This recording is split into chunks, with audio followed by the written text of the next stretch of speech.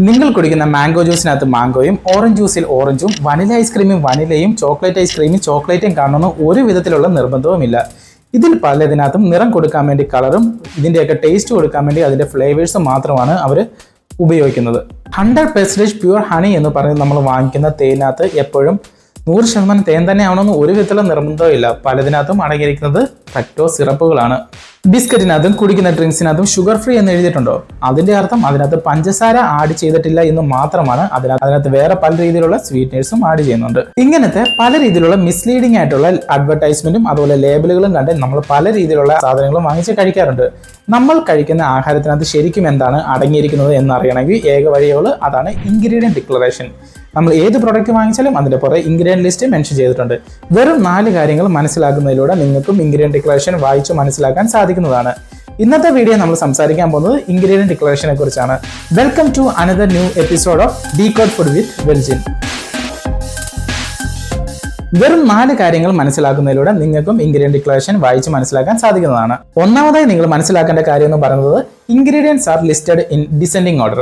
ഒരു ingredient declaration എടുത്ത് നോക്കുമ്പോൾ അതിൽ ആദ്യം കാണുന്ന ഇൻഗ്രീഡിയൻസ് ആണ് ആ പ്രോഡക്റ്റ് ഏറ്റവും കൂടുതലുള്ളതും ഏറ്റവും അവസാനം കാണുന്ന ഇൻഗ്രീഡിയന്റ് ആണ് ആ പ്രോഡക്റ്റ് ഏറ്റവും കുറവുള്ളത്. രണ്ടാമത്തെ കാര്യം, watch for additives and preservatives. ഉദാഹരണം പറയുവാണെങ്കിൽ ഒരു പ്രോഡക്റ്റിൽ MSG അഥവാ അജിനോമോട്ടോ അടങ്ങിയിട്ടുണ്ടെങ്കിൽ ആ ഇൻഗ്രീഡിയന്റ് ഡിക്ലറേഷനെ അവർ ഒരിക്കലും അതിനകത്ത് അജിനോമോട്ടോ ഉണ്ടെന്ന് മെൻഷൻ ചെയ്യത്തില്ല. അതിന് പകരം അവർ ഡിക്ലെയർ ചെയ്യുന്നത് INS 621 അല്ലെങ്കിൽ E621 എന്ന് മാത്രമേ ഉള്ളൂ. ഇതുപോലത്തെ ഒരു നമ്പർ അല്ലെങ്കിൽ INS നമ്പർ നിങ്ങളൊരു പ്രോഡക്റ്റ് കാണുവാണെങ്കിൽ നിങ്ങൾ ജസ്റ്റ് ഗൂഗിൾ ചെയ്ത് നോക്കുകയാണെങ്കിൽ നിങ്ങൾക്ക് ഈ INS നമ്പറിലൂടെയും നമ്പറിലൂടെയും എന്താണ് അവർ ഉദ്ദേശിക്കുന്നത് എന്ന് മനസ്സിലാക്കാൻ സാധിക്കുന്നതാണ്. മൂന്നാമത്തെ കാര്യമാണ് know the names of hidden sugars. ഒരു പ്രോഡക്റ്റിൽ ഷുഗറിനെ ഷുഗർ എന്ന രീതിയിൽ തന്നെ മെൻഷൻ ചെയ്യണമെന്ന് ഒരു വിധത്തിലുള്ള നിർബന്ധമില്ല. അതിനു പകരം sucrose, glucose, fructose, dextrose, maltodextrin, corn syrup, inverted sugar, fruit juice concentrate, ഇവയെല്ലാം ഷുഗർ തന്നെയാണെന്നുള്ളൊരു ബോധം നിങ്ങൾക്ക് ഉണ്ടായിരിക്കേണ്ടതാണ്. നാലാമത്തെ കാര്യമാണ് അണ്ടർസ്റ്റാൻഡ് മിസ്ലീഡിംഗ് ടേംസ്. ഒരു പ്രൊഡക്റ്റിൽ നോ ആഡഡ് ഷുഗർ എന്ന് കണ്ടാൽ അതിന്റെ അർത്ഥം അതിനകത്ത് നാച്ചുറൽ ആയിട്ടുള്ള ടേബിൾ ഷുഗർ ആഡ് ചെയ്തിട്ടില്ല എന്ന് മാത്രമേ ഉള്ളൂ. പകരം അതിനകത്ത് വേറെ പല രീതിയിലുള്ള സ്വീറ്റ്നേഴ്സും ആഡ് ചെയ്യാനുള്ള ചാൻസ് ഉണ്ട്.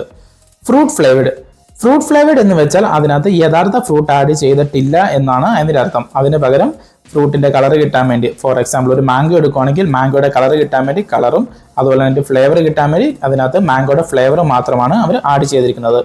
വളരെ എളുപ്പമുള്ള ഈ 4 ചെറിയ കാര്യങ്ങൾ മനസ്സിലാക്കുകയാണെങ്കിൽ നിങ്ങൾക്കും ഇൻഗ്രീഡിയന്റ് ഡിക്ലറേഷൻ വായിച്ച് മനസ്സിലാക്കുവാൻ സാധിക്കുന്നതാണ്. അടുത്ത പ്രാവശ്യം സൂപ്പർ മാർക്കറ്റിലൊക്കെ പോയി ഒരു ഫുഡ് പ്രോഡക്റ്റ് വാങ്ങിക്കുമ്പോൾ അതിനകത്ത് എന്താണ് അടങ്ങിയിരിക്കുന്നത് എന്ന് നിങ്ങൾ എല്ലാവരും മനസ്സിലാക്കണം എന്നാണ് ഞാൻ ആഗ്രഹിക്കുന്നത്. ഇന്നത്തെ വീഡിയോ നിങ്ങൾക്ക് എല്ലാവർക്കും ഇഷ്ടമായെന്നാണ് ഞാൻ വിശ്വസിക്കുന്നത്. വീഡിയോ ഇഷ്ടമെങ്കിൽ ലൈക്ക് ചെയ്യുക, സബ്സ്ക്രൈബ് ചെയ്യുക, അതുപോലെ നിങ്ങളുടെ കൂട്ടുകാർക്കൊക്കെ ഷെയർ ചെയ്ത് കൊടുക്കുക.